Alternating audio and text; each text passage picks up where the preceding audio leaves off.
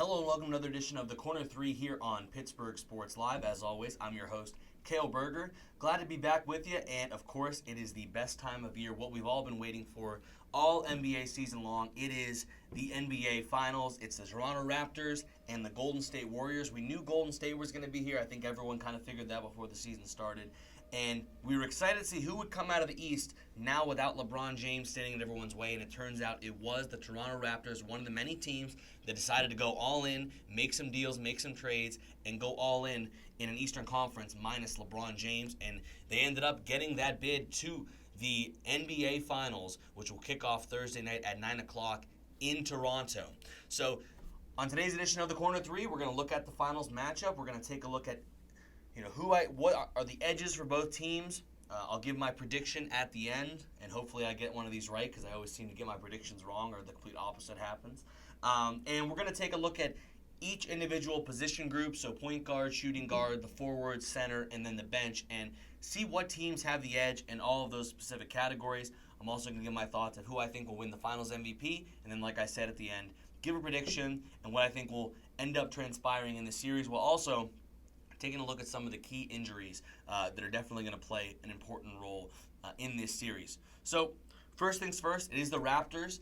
They ended up defeating the Milwaukee Bucks in 6 games to get here to the NBA Finals. The Warriors have been off for about a week now. They topped the Portland Trail Blazers in a series sweep in the Western Conference Finals. So, kind of different roads for both teams, both that faced some adversity in these playoffs and had some up and downs this season. But I think these are the two best teams in the NBA. I originally said that it was going to be the Sixers that ended up in the finals when I did my playoff preview. That ended up not happening, obviously, and it was the Toronto Raptors that knocked off those 76ers on their way to the finals. But I look at this whole roster for the Raptors, and I think it is definitely one of the most well-assembled rosters in the league, one of the most versatile rosters, and one that I think is going to give the Warriors a lot of problems and be able to compete with the Warriors in a way that I don't think we've seen many other teams, definitely this season, but over the past few years, have been able to match up with them and compete with them. So I think while a lot of people are saying that this is going to be another easy series for the Warriors, I completely disagree with that. I think this is going to be a series that goes 6-7 games. I think this is going to be a competitive series, and I think this is going to be a series that's going to be a lot of fun and great because we're going to be seeing still that star power, still a clash of titans like we saw with the Warriors and the Cavaliers over the last few years, but I think it's going to be good to see some fresh faces, some faces returning to the finals for the first time since 2014 when Kawhi was last there and won his title with the San Antonio Spurs, including Danny Green as well. So it's going to be some fresh faces, some returning faces, and a lot of great storylines that we're going to get into here today on the Corner 3 on Pittsburgh Sports Live. But first things first, going to look at those position matchups. And the first one I want to touch on is point guard.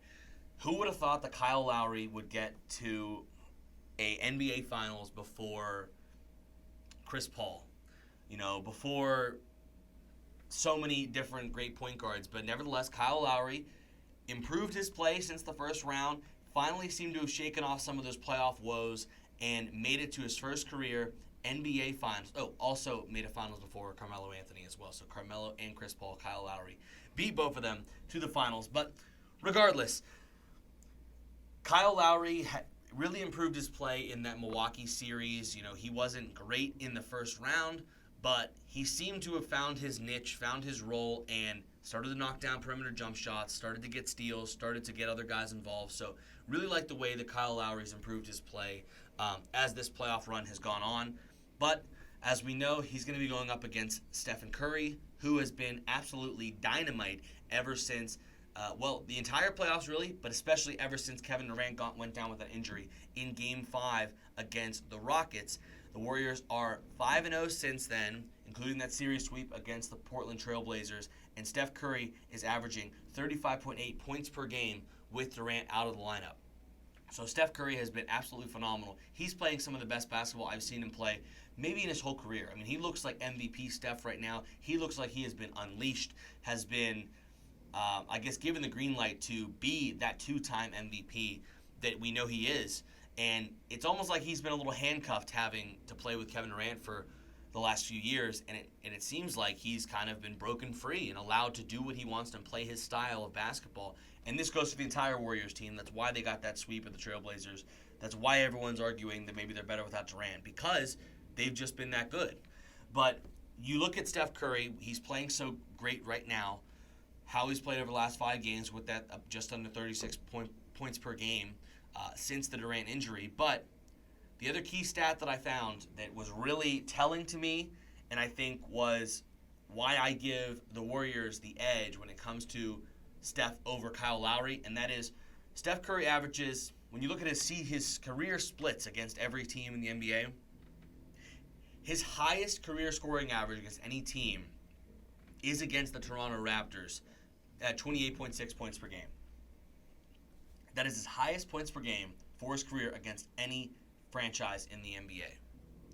And, you know, we do know that this Raptors team is a little different than they've been in the past. There's been some turnover. But regardless, he is comfortable playing against the Toronto Raptors, comfortable playing north of the border, and also really comfortable playing against Kyle Lowry, clearly, because he's been their point guard for, 6 years now, 7 years. Kyle Lowry's been there forever, especially over this fantastic run by Steph Curry. So he's predominantly been defended by Kyle Lowry, and he's averaged 28.6 points per game, his highest career scoring average against any team, the Toronto Raptors. So with that, I give the edge to Steph and Curry when it comes to the battle of the point guards. When it comes to shooting guards, Klay's been good as well. You know, this whole playoff run, he's been quiet, but he's had some marquee games. He's hit some big-time shots for them, as he always does. When you look at Klay this year against Toronto, though, he hasn't had a phenomenal year against Toronto. He's averaging 18.5 points per game against the Raptors and shooting just 21% from 3. Predominantly, he's being guarded by Danny Green. Danny Green, a guy coming over this year from the San Antonio Spurs in that trade along with Kawhi Leonard that sent DeMar DeRozan and other players over to San Antonio. Danny Green shot a career high from 3 this year, 45.5%, the best of his entire career, a long career. And he's averaging 14 points per game this year against the Golden State Warriors. Now, these teams only played each other twice this year, so there's only 2 games we can look at with these current iterations of the Warriors. But still, I think that this is important to note that Danny Green has experience guarding Klay Thompson, playing against these Warriors, and we'll get to that against Kawhi Leonard in a little bit too. And he's shooting the ball well also, the best of his career, like I said. Klay is going to be a guy that he's probably not going to be guarding Danny Green in this series. So I think Danny Green, you know, if he ends up being guarded by Alfonso McKinney, who we'll get to a little later, or, you know, whenever Iguodala comes back, who is a good defender. But Klay Thompson, I think, is 1A, 1B when it comes to the best defenders on this Warriors team, along with Draymond Green. But Danny Green's going to be guarded by someone who's a lesser defender than Klay Thompson. And Klay Thompson probably is going to have to guard Siakam, or he's going to have to guard Kawhi Leonard for the bulk of this series. And that's going to tire him out on the offensive end. And that's probably going to give Danny Green some opportunities to knock down some big threes, to be an X factor in this series. Now, I'm not saying Danny Green's going to average 20 points per game, but I'm saying that Danny Green is probably going to have the green light to take advantage of those opportunities he's going to get by not being guarded by Klay Thompson. And he's also going to be able to guard Klay more effectively because of his experience against the Warriors and because of Klay having to guard Kawhi Leonard or Siakam, 2 very difficult matchups for him defensively. But that being said, Klay's a guy who's also really excelled now that Kevin Durant has been out of the lineup over the last 5 games, and he's a guy that has that that finals experience. He shines in the biggest moments, and he's a guy that can get hot out of nowhere and have what I like to call a Klay game, where Klay can come out of nowhere and just have 35, 40-point outbursts out of nowhere. It all depends on the night with Klay Thompson. So with that, reluctantly, I'm going to give the edge to Klay Thompson here in the Warriors. But I do think Danny Green's going to be very important in this series, and he has opportunities where he could have a really strong performance in these 2019 finals. Next, I kind of lump this in together with just the forwards, the small forwards and power forwards. I give the edge here to Toronto with Kawhi and Siakam. Kawhi is playing right now like the best player in the NBA, and I'm saying that because obviously we know LeBron is probably still up there and Durant, But if we're talking about the guys that are playing right now, Kawhi Leonard is the best player in the NBA playing at this very moment. Right now in this series, healthy, playing game one. He's been phenomenal on defense, as always. He did a great job on Giannis, shutting him down, making things difficult for him in the Eastern Conference Finals. And he's playing out of his freaking mind on offense as well. I mean, he's shooting the ball at a really high clip. He's getting shots that he wants against pretty much anyone. He's getting to his spot. He's been pretty much unguardable throughout these entire playoffs, whether it's the Sixers or the Bucks. Kawhi has been phenomenal. So if you look at, okay, Draymond and Klay, it's going to be a mix of them trying to guard Kawhi Leonard. Kawhi Leonard's proven time and time again over his career that he can have success against the Golden State Warriors. He only played one game against them this year out of the two, but in that game, he had 37 points on 24 shots. You look back throughout his career in that game during the 2017 playoffs where the Spurs were completely smacking the Warriors in game one, I believe, of the Western Conference semifinals, or it might have been the conference finals series. Kawhi Leonard was toasting, ripping the Warriors up and down the floor until Zaza Pachulia decided to do a dirty play and take him out of the series. He led a 29-point beatdown back with Golden State in Kevin Durant's first game with the Warriors. If you remember, the first time Durant played for the Warriors in game one, 2 years ago, he was the leader in that absolute beatdown in game one of the Kevin Durant era Warriors. There's no one in the league outside of LeBron. It's pretty much LeBron and Kawhi, of guys that no matter the game, no matter the place, no matter the year, have just had success, and the Warriors have been unable to stop. Everyone else, they've been able to get their number and do damage to them. Kawhi and LeBron are the only two that have had success every time out against the Golden State Warriors. And then you look at Siakam. Siakam's probably going to win Most Improved Player. He's quadrupled his scoring average this season compared to his first season in the league. This is year 3 for him. Career high in scoring at around 16 points per game. A lengthy defender. He's agile. He has a really great way of contorting his body to get to the rim. He's a very versatile defender. And I think both of these guys, we know what they're going to do defensively. They're going to give their defensive matchups issues, regardless of who's on the floor.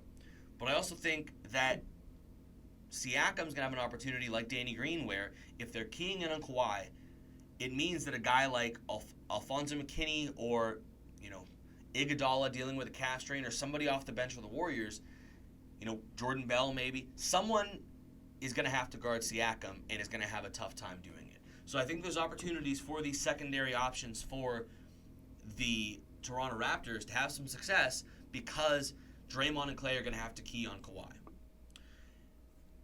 Draymond's been fantastic. He probably is the most important player for the Warriors, and we've seen that especially over this 5-game run. He has been phenomenal ever since Kevin Durant got hurt, just like Steph Curry.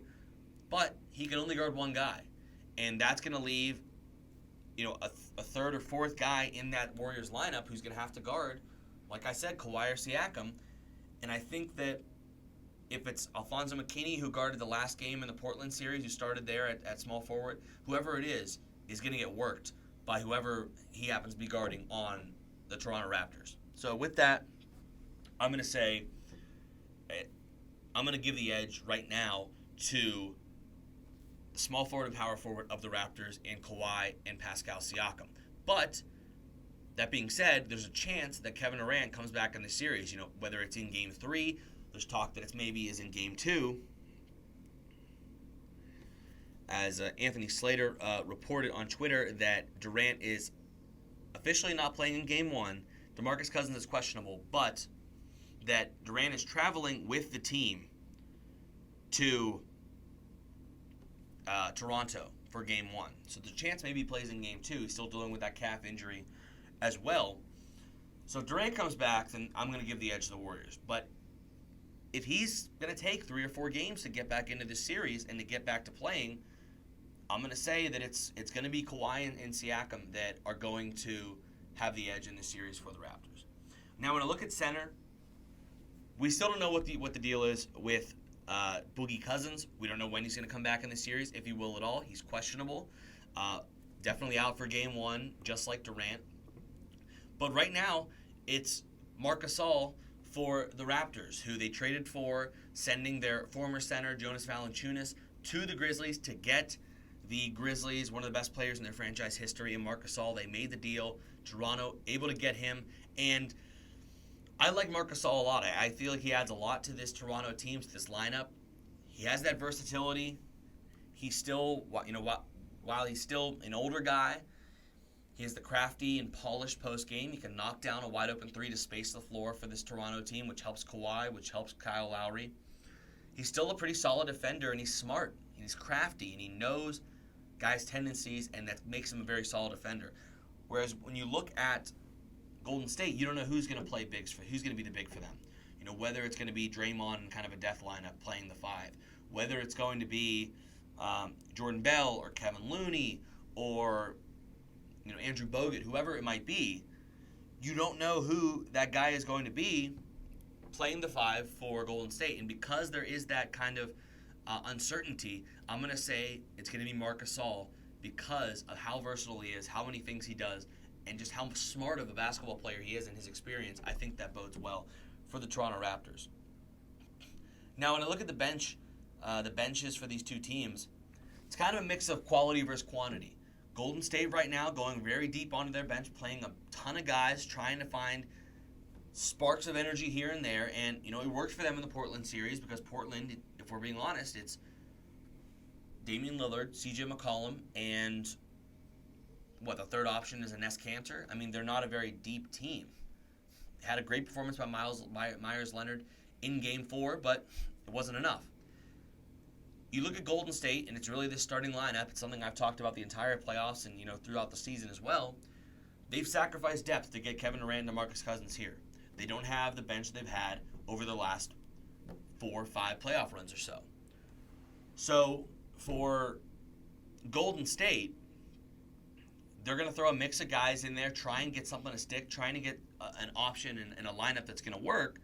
Whereas you look at Toronto, and Toronto in Game 6, the closeout game against the Milwaukee Bucks, which they were 102-94 winners, they just played 3 guys off the bench in Norman Powell, Serge Ibaka, and Fred VanVleet. Fred VanVleet went 4 for 5 from 3, 14 points. He was phenomenal. Powell knocked down 9 points and had 3 of 5 from the field, knocked down 3 shots. Serge Ibaka was good as well, even though he got in some foul trouble. He still got some key rebounds, had 9 points as well off the bench for them. I think the bench of Toronto, I think it is better. Even though they're probably only going to play 3 guys in an 8-man rotation, I think that I think that the Raptors have more talent on that bench, more experience on that bench, and just overall better players compared to the Warriors. You look at the Warriors bench, and it's guys like Jonas Jerebko, Quinn Cook, Sean Livingston, who's not the Sean Livingston of 4 years ago when he was a phenomenal find that everyone was giving the Golden State Warriors credit for to add to their bench. He was great then, but he's 4 years older now. He's not the same guy off the bench he used to be. Like I said, Looney, we're not sure where he's going to play. Jordan Bell, if he's going to start or not. Alfonso McKinney, if he's going to be a starter or not. There's a lot of question marks in this lineup for the Golden State Warriors. So with that, I'm going to give the edge when it comes to the bench players to Toronto. Even though those guys are going to have to play more minutes and the starters are going to have to play more minutes, I still think it's a quality over quantity scenario for Toronto. For that, I give them the edge when it comes to the bench. So, I want to get now to, what I think are the edges for both teams in this series. I think the edge for Toronto, not only are some of those position battles that we talked about, but something I alluded to earlier is that a lot of guys on this Toronto team have experience playing the Warriors and have had success playing the Warriors. Mainly, Kawhi Leonard, we talked about how well he's played against the Warriors over his entire career. But, he comes with a guy like Danny Green, who they've had so many career games against the Golden State Warriors. Let's look at Kawhi's career games against the Golden State Warriors and those career stats. He's played 19 career games. Obviously, he's had more success recently as he's kind of blossomed on the scene over the last 4 or 5 years or so. So his career scoring average is not that high up because at one point Kawhi wasn't an offensive threat. He was just a defensive stopper. But those guys have played a lot of games against the Golden State Warriors and a lot of games in the playoffs against the Warriors. They know their tendencies. They know how to attack them. They know what they're going to try and do. And even though they may have not had, a lot of success trying to shut them down, they definitely know what they're going to try and throw at them, and they know how to attack this Golden State team. Another guy is Serge Ibaka. Serge Ibaka, with many years, playing for the Oklahoma City Thunder before being traded away from them. He had experience playing against the Warriors, albeit, earlier on in the run of this dynasty, but he does have experience against Golden State. I think that really helps them a lot. I think that bodes well for the Raptors in this series. When it comes to Golden State, while the Splash Brothers and Draymond are definitely all going to do their thing, we talked about how the depth is an issue. But I think if they get any combination of, KD, Iggy, Boogie back in this series, I think they win. I mean, there's just not enough on Toronto. Kevin Durant he's still an unstoppable scorer, and I know he's probably going to take some touches away from Steph Curry, who's playing phenomenal basketball, but that means Kawhi's got to focus on guarding KD. And that takes maybe something away from Kawhi on the offensive end, because he has to exert more effort. It's a difference between Kawhi having to guard Draymond Green than Kawhi having to guard Kevin Durant. We know that. And that's going to make things more difficult for him in the series.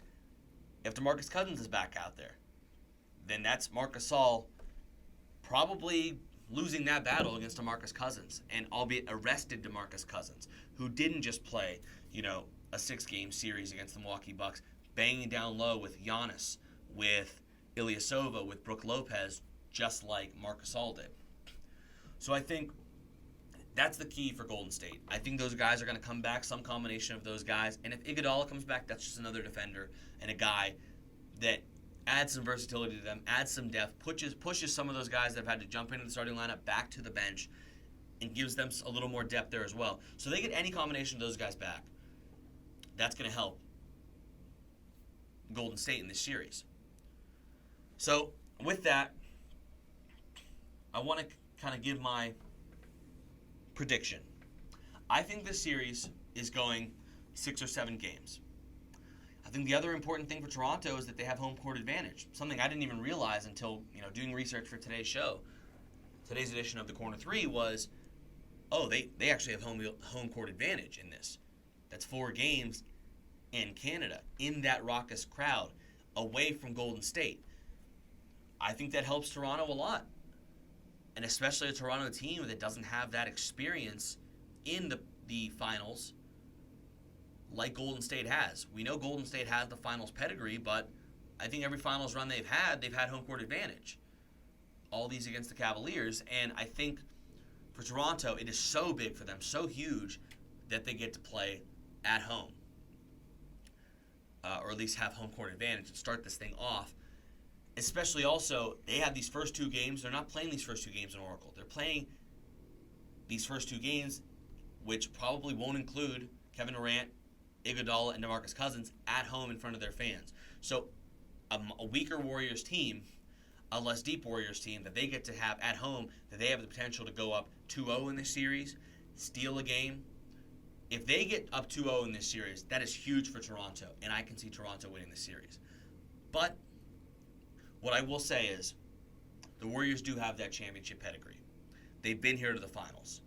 They've been there, done that. And I know Toronto's probably more driven. I'm not going to say they care more, but Toronto wants this. And not to say that Golden State doesn't, but Golden State already has 3 titles. So what I will say is I don't think that Toronto will get 2 at home to start the series. I think Kevin Durant will probably be back for Game 2. If DeMarcus Cousins come back, that's great as well, but Kevin Durant's the biggest one. I think he'll be back for latest Game 3. And when those guys come back, I think it'll be too much for Toronto, and I think the Warriors will win this series, their 4th title in 5 years, continuing this dynasty, and Kevin Durant will ride off into the sunset and go play somewhere else with Kyrie Irving or some other collection of stars. As much as I would like to see Toronto and Kawhi and this group win this series with Nick Nurse, a former G League coach, in his first year winning an NBA title, it'd be a remarkable story. I would love to see Drake on the sideline. I would love to see the atmosphere in Toronto. It'd be incredible. That being said, I do think Golden State will still win this series, but like I said, it'll be hard fought. It won't be some 5-game series, a sweep like some people are saying. Idiots are saying that. I think it'll go 7 games. I think it'll be really competitive. I think it'll be a lot of fun. I feel like it's going to dominate the headlines. We still have, even though LeBron's not there, we're still going to have that star power. And I think it's going to be exciting and refreshing to have a new face coming out of the East challenging the Golden State Warriors, seeing if someone else can do what LeBron and crew could only do once. But that being said, I think that Toronto will just not have enough once Kevin Durant comes back in this series. Durant's going to come back with a vengeance because of all this talk about the Warriors being better without him. He's going to try and get one more title, a third one, a three-peat before leaving for greener pastures. And I think Golden State is going to just have too much when that happens for Toronto. But like I said, it'll go 7 games. Now, who will win the Finals MVP? It won't be Durant for the 3rd year in a row, because if he misses 2 games, he's not going to have the scoring numbers and he's not going to be impactful enough. While he will make an impact when he comes back, he won't have the long-term impact enough over the life of the series to win Finals MVP. You know who I think will be Finals MVP? I think it'll be Steph Curry. Steph Curry's been continuously criticized over his career of his poor performances in the finals. He hasn't shown up in the finals to the degree he has in the regular season and the earlier rounds of the playoffs. I think now not having Durant there, the scoring run that he's been on, averaging about 36 points per game with Durant out of the lineup over the last 5 games, I think that Steph Curry is going to be the Finals MVP. He's going to have that opportunity to win one without KD in the lineup for the majority of the series. He's heard that noise over the last 4 years or so that he hasn't played his best in the finals, that he has been a shell of himself in the finals. I think this is the opportunity for Steph Curry to demonstrate once again why he is probably the best shooter to ever play this game, why he is one of the best players in this league, and why he's a 2-time MVP, a 1-time unanimous MVP in this league. So with that, that's my prediction. I think it'll be Golden State in 7. I think Toronto will fight hard. I think because they're going to fight hard in this series and because they got to the finals, I think Kawhi Leonard's going to stay in Toronto for the long haul. I think he likes that. I think Toronto fits him. He's not an LA guy. He likes the small market. He just wants to be in a situation where he can win, where he can be successful. The fans are great. The organization's great. They clearly love him. I think Kawhi Leonard just wanted to be in a place where he felt wanted or a place where he could be the fullest version of himself. I think he's found that in Toronto. That being said, I think Durant's gone after this. I think Klay will stay because I think the Warriors will give him the supermax. They'll give him everything. He deserves it. He's earned it. But, like I said, it'll be the Warriors over the Raptors in 7 games to win their 4th NBA title in 5 years. As always, make sure you subscribe. Pittsburgh Sports Live helps us out a lot. Follow along with all of our videos, whether it's NBA, Steelers, Pitt, Duquesne, Pirates, anything in Pittsburgh. Follow us on Twitter as well at Pittsburgh Sports Live so we can get all of our latest videos, player interviews, press conferences, new editions of the Corner 3. And make sure to follow me on Twitter as well at Cale_Berger for all my thoughts throughout the finals. As we go into free agency, as we go into the draft, it's going to be a fun summer, a wild summer in the NBA. And right before you know it, before you know it, it'll be college basketball time and a new NBA season will be coming right around. So follow me to stay up to date with all of my thoughts on the NBA for the rest of the finals and as we go into summer 2019, which should be a fun one. But that being said, as always, I'm your host, Cale Berger. And it's the Corner 3 on Pittsburgh Sports Live. See you next week.